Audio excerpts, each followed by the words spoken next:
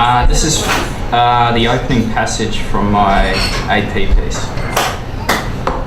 My first waking thought, menstrual blood, a red sky leaking down into the earth.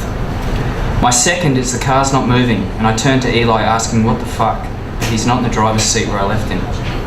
I jerk up, then face each window in turn, squinting for an answer. Road, swamp, road, sugarcane, road again. My pulse is here, same as before, like war drums behind my ears. Against its building rhythm, I slump carefully back into my seat, then reach down its side and feel around for the knife I stole from Laura's kitchen. When I pull it free, sunlight catches the blade, flickering gold in my eyes and against the black lining of the seats. I lean across to the driver's seat and with my free hand feel for the ignition, my fingers rubbing the small curve where the key should be.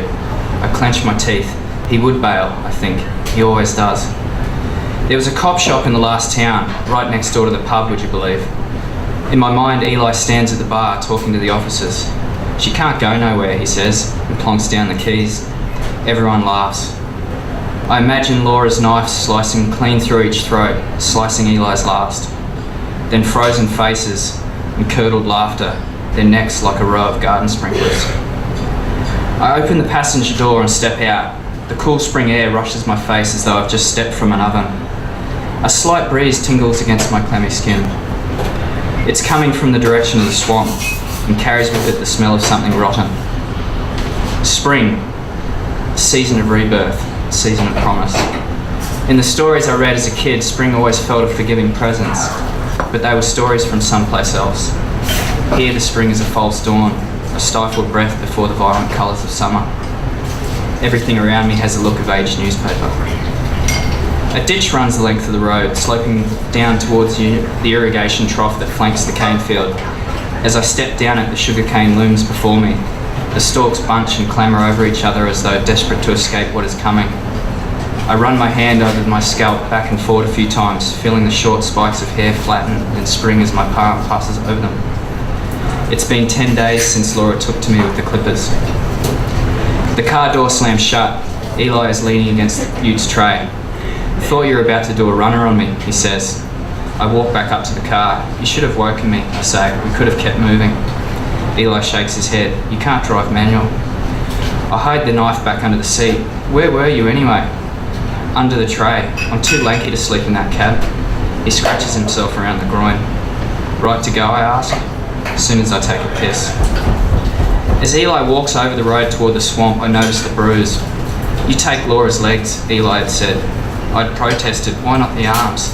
"In case I cop one in the balls," he'd said, rolling his eyes as it was blatantly obvious. The plan was working okay, rocky but okay, until Laura had managed to jerk one leg free. When I tried to rein it in, her heel caught me flush in the thigh. The leg went dead, sending me off balance. The bruise is the size of a tennis ball, a motley pattern of purple and black. My skirt is too short to cover it completely. I curse myself for not changing into jeans before we left. The red sky is falling black, the last of its colour bobbing above the road ahead of us. Terror twilight, Mother calls it, the truck driver's witching hour. I lean against the tray. As I do, I feel something touch the back of my calf. It's water, a drip coming from inside the tray. I call out to Eli. "What?" he calls back without turning. "The ice," I say. "It's melting." I start unhooking the tray cover. Eli walks back to the ute and starts doing the same on the other side. "Just this side," I say, in case someone comes by.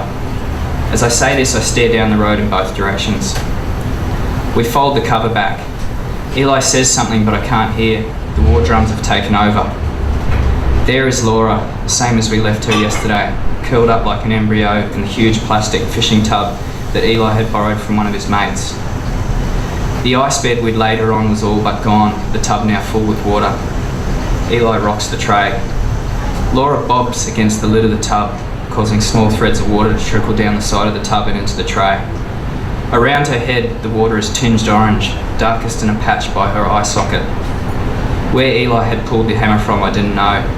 His strike was true, collecting her on the temple. The sound was like a soft pop. Laura twitching ever so slightly, then flopped to the floor. A moment later, blood began to seep from her eye.